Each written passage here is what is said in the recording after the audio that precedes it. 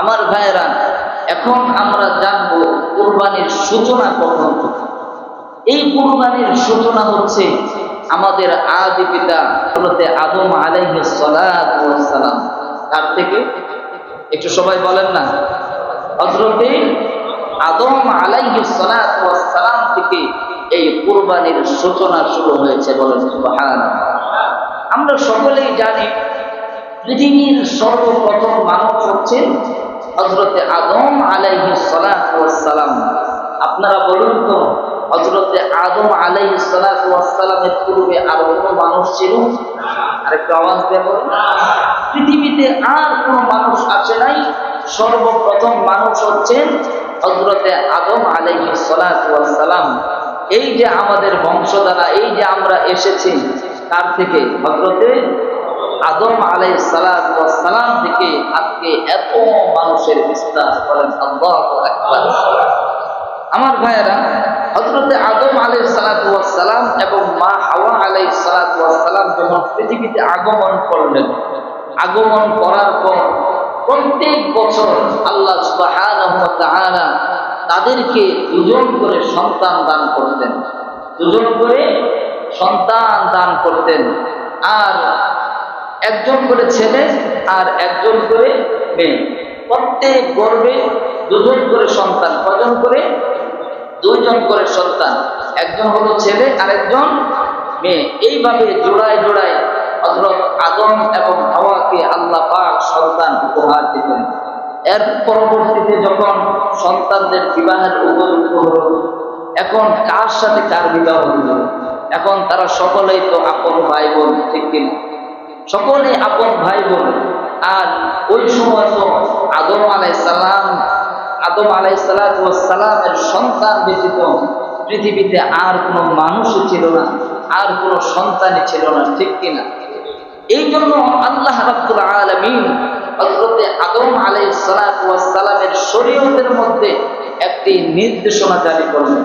সেই নির্দেশনাটা হচ্ছে যে একই গর্ভে যে যমজ পুত্র এবং সন্তান হবে, তারা পরস্পরে সকলেই ভাই বোন, তারা পরস্পরে সকলেই ভাই বোন। এবং নির্দেশনা হচ্ছে যে তাদের মধ্যে বৈবাহিক সম্পর্ক হারাম বলে গণ্য। তাদের বৈবাহিক সম্পর্ক কি? হারাম বলে গণ্য করে দিলেন আল্লাহ রাব্বুল আলামিন। এবার যখন হযরত আদম আলাইহিস সালামের সন্তান হাবিল এবং কাবিল, এই দুইজন বিবাহের উপযুক্ত হলেন, এখন তাদেরকে বিবাহ বন্ধনে আবদ্ধ করবেন। এমন সময় হযরত আদম আলাইহিস সালাম বললেন, আমি তোমাদেরকে বিবাহ বন্ধনে আবদ্ধ করতে চাই।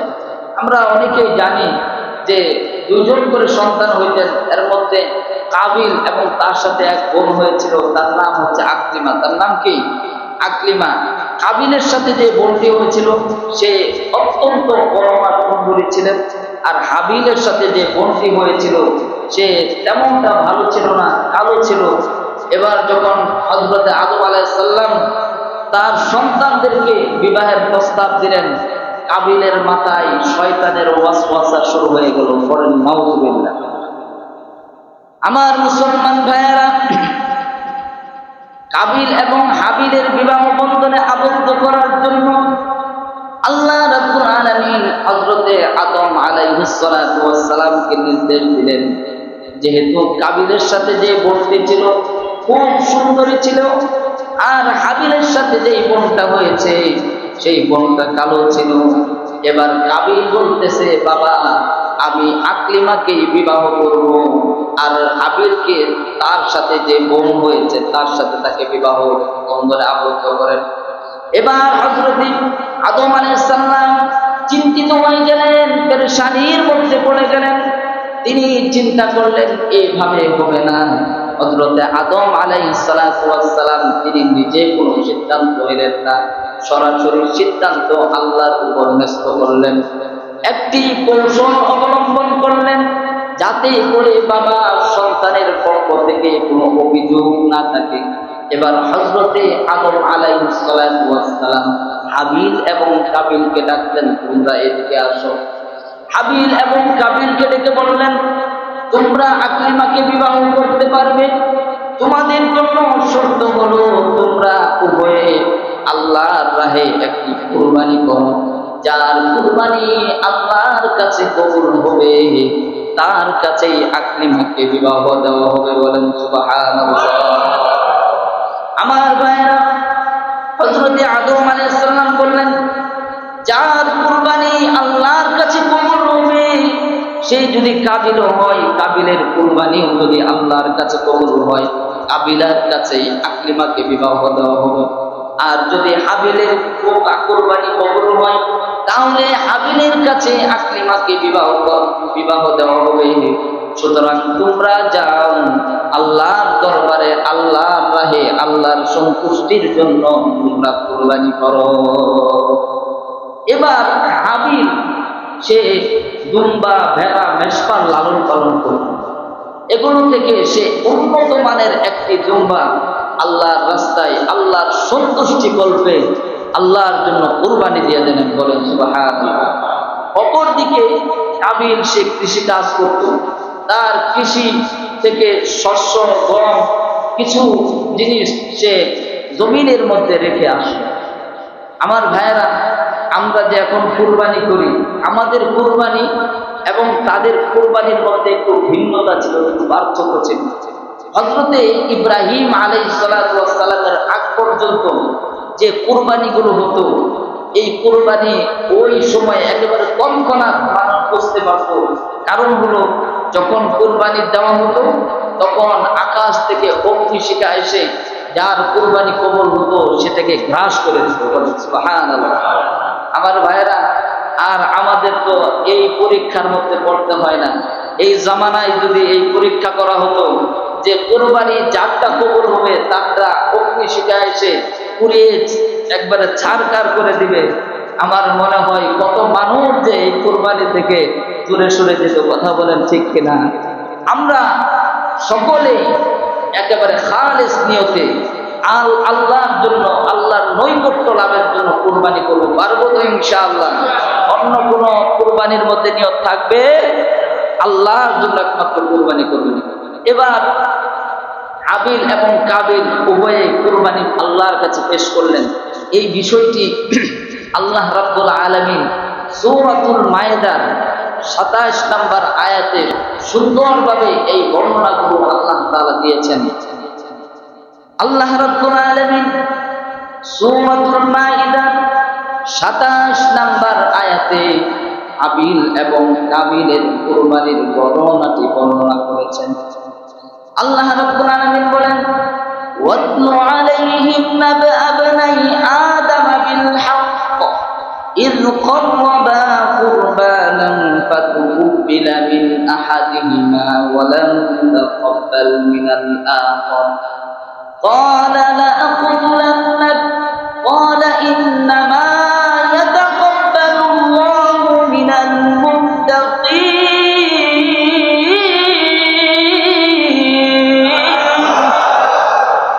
আল্লাহ রাব্বুল আলামিন এই আয়াতের মধ্যে আপন ভাষায় বিশদ আলোচনা করেছেন কুরবানি সম্পর্কে।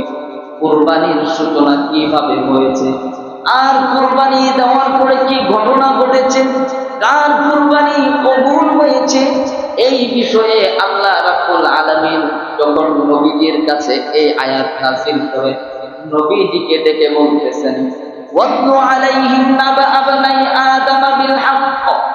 ওগো নবীজি, আপনি আদমের দুই পুত্র হাবিল এবং কাবিলের কুরবানির ঘটনাটা সঠিকভাবে বিল হক একটু বোঝার চেষ্টা করবেন। আল্লাহ তাআলা বলতেছেন বিল হক, সঠিকভাবে, সত্য যেভাবে ঘটনাটি ঘটেছে আপনি আপনার উম্মতদেরকে, সকল মানুষের কাছে পেশ করুন। বলেন সুবহানাল্লাহ। আমার ভাইয়েরা, কি ঘটনাটি ঘটেছিল? ইয قربا قربانا, যখন তারা উভয়ে কুরবানি আল্লাহর সামনে পেশ করলেন, ইয قربا قربانا ফাতুকুবিলা মিন আহাদিহিমা, তাদের দুজনের মধ্যে একজনের কুরবানি কবুল হলো, ওয়ালাম ইতাকাব্বাল মিনাল আখার, আর অপরজনের কুরবানি আল্লাহ রাব্বুল আলামিন কবুল করলেন না।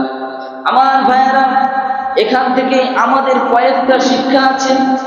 এর মধ্যে যখন কাবিলের এই কুরবানি আল্লাহ গ্রহণ করলেন না, এখানে একটা বিষয় হচ্ছে কাবিল কিন্তু তার মেষপালের মধ্যে, দুম্বার মধ্যে একটি উন্নত মানের ভেড়া দুম্বা আল্লাহর রাস্তায় কুরবানি করেছিলেন। আমরা ইতিহাস থেকে জানি কাবিলের যে শস্য গম ছিল, যেগুলো পোকামাকড়ে খাইতো, যেগুলো ভালো ছিল না, এই শস্য গমগুলো সেই আল্লাহ নৈকট্য লাভের জন্য কুরবানি দিয়েছিলেন। এখানে আমাদের শিক্ষা হলো হাবিল সে উন্নত মানের ভেড়া দুম্বা আল্লাহর রাস্তায় কুরবানি দিয়েছিল, যার কারণে আল্লাহ তাআলা তার কুরবানিকে কবুল আর মঞ্জুর করেছেন। বলেন সুবহানাল্লাহ। আমার ভাইয়েরা, যখন তারা উভয়ে কুরবানি করলেন, হাবিলের কুরবানি আল্লাহ তাআলা কবুল করে নিলেন। ওয়ালাম তাকাব্বাল মিনাল আখার, কাবিলের কুরবানি কবুল করা হলো না। এখন তার মাথা তো আরো নষ্ট হচ্ছে কিনা, একদিকে আকলিমাকে পাচ্ছে না, আর একদিকে কুরবানি করলো, এটাও আল্লাহ গ্রহণ করলেন না। এবার সেই হাবিলের প্রতি খুব রাগ হয়ে গেল, ক্রোধান্বিত হয়ে গেল, আর বলতে থাকলো, ক্বালা আকুতুলান্নাক, হে ভাই, হে হাবিল, আমি তোমাকে অবশ্যই অবশ্যই হত্যা করব। করেন নাউজুবিল্লাহ। আমি তোমাকে অবশ্যই অবশ্যই হত্যা করব। এবার হাবিল বললেন, এ আমার ভাই, তুমি আমার সাথে রাগ করছো কেন? এখানে তো আমার কোনো কারণ নেই যে আমার সাথে তুমি রাগান্বিত হবে, আমাকে হত্যা করবে। কেন আমাকে হত্যা করবে? ইন্নামা ইয়াতাকাব্বালুল্লাহু মিনাল মুত্তাকিন, আল্লাহ তাআলা বলেন, আমি তো মুত্তাকি, পরহেজগার, আল্লাহ ভীরুদের কুরবানি কবুল করি। বলেন আল্লাহু আকবার। আমার ভাইয়েরা, এখান থেকে আরেকটা শিক্ষা হচ্ছে যে শুধু কুরবানি দিলেই কি আল্লাহর কাছে কবুল হওয়া যাবে? একটু আওয়াজ দিয়ে বলেন। কুরবানি কবুল হতে হলে কি হতে হবে? মুত্তাকি কি হতে হবে? আরেকটু আওয়াজ দিয়ে বলেন না, কি হতে হবে? পরহেজগার, মুত্তাকি হতে হবে। এটাই কাবিল বলতেছে, ইন্নামা ইয়াতাকাব্বালুল্লাহু মিনাল মুত্তাকিন। হে কাবিল, এখানে আমার কোনো দোষ নেই। এখানে বিষয় হচ্ছে যে আল্লাহ তাআলা মুত্তাকি, পরহেজগার, আল্লাহ ভীরুদের কুরবানি কবুল করেন। বলেন আল্লাহু আকবার। আজকে আমরা এই পর্যন্ত থাকলাম, ইন্নামা ইয়াতাকাব্বালুল্লাহু মিনাল মুত্তাকিন। আমার ভাইয়েরা, যেহেতু আমাদের সামনে আসতেছে কুরবানির বিধান, কুরবানির ইবাদত, সুতরাং এই আয়াত থেকে আমরা বুঝতে পারলাম যে আমাদের কুরবানিটা যদি আল্লাহর কাছে কবুল করাইতে হয়, তাহলে 1 নাম্বার শর্ত হলো আমাদের পশুটা উন্নত মানের, ভালো মানের হতে হবে। কথা বলেন ঠিক কিনা? আর 2 নাম্বার শর্ত হলো মিনাল মুত্তাকিন, আমাদেরকে মুত্তাকি, পরহেজগার, আল্লাহ ভীরু হতে হবে। কথা বলেন ঠিক কিনা? এখানে 3 নাম্বার আরেকটা বিষয় হচ্ছে যে এখানে কবুল না হওয়ায় কাবিল কিন্তু হিংসা, অহংকার করতেছে। সুতরাং আমরা যারা ধনী মানুষ, আমরা কুরবানি করব, কিন্তু আমাদের মধ্যে হিংসা থাকা যাবে না। এই হচ্ছে কুরবানি সম্পর্কে কথা। যেহেতু সামনে একেবারে যেই জুম্মাটা আসবে, সেখানে আর আলোচনার সুযোগ নাই। আমাদের সামনে আরেকটা ইবাদত আসতেছে, আরেকটা ফজিলতপূর্ণ, গুরুত্বপূর্ণ ইবাদত হচ্ছে আইয়ামে তাশরিক। নাম কি বললাম? একটু সকলে বলেন, আইয়ামে তাশরিক। আল্লাহু আকবার, আল্লাহু আকবার, লা ইলাহা ইল্লাল্লাহু, আল্লাহু আকবার, আল্লাহু আকবার, ওয়ালিল্লাহিল হামদ। এটা সকল মুসলমান নরনারীর জন্য পড়া কি? ওয়াজিব। পড়া কি? সবাই বলেন, পড়া কি? ওয়াজিব। সুতরাং আমি যদি ঘরের ভিতরেও ফরজ নামাজ পড়ি, তারপরেও যারা পুরুষ তারা উচ্চ আওয়াজে এই তাকবীরটি বলবে। বুঝতে পারছেন? আর এটা আমরা কখন থেকে বলবো? কোন দিন থেকে বলবো? এটা আমরা 9 জিলহজ থেকে। কয় জিলহজ? 9 জিলহজ, অর্থাৎ ঈদের আগের দিন ফজর থেকে নিয়ে 13 জিলহজ আসর পর্যন্ত এই আইয়ামে তাশরিক, অর্থাৎ এই তাকবীর আমরা পড়বো ইনশাআল্লাহ। এবং আমাদের ফ্যামিলির ভিতরে আমাদের মা বোন যারা আছে তাদেরকে আজকে গিয়ে জানিয়ে দেব, কারণ এটা যদি কেউ না পড়ে সে গুনাহগার হবে। এটা না পড়লে কি হবে? গুনাহগার হবে। আল্লাহ তাআলা আমাদের সকলকে যা কিছু আলোচনা করলাম, আমাকে এবং আপনাদের সকলকে আমল করার তৌফিক দান করুন। সকলে পড়ি আমিন। ওয়া আখিরু দাওয়ানা আনিল হামদুলিল্লাহি রাব্বিল আলামিন। যারা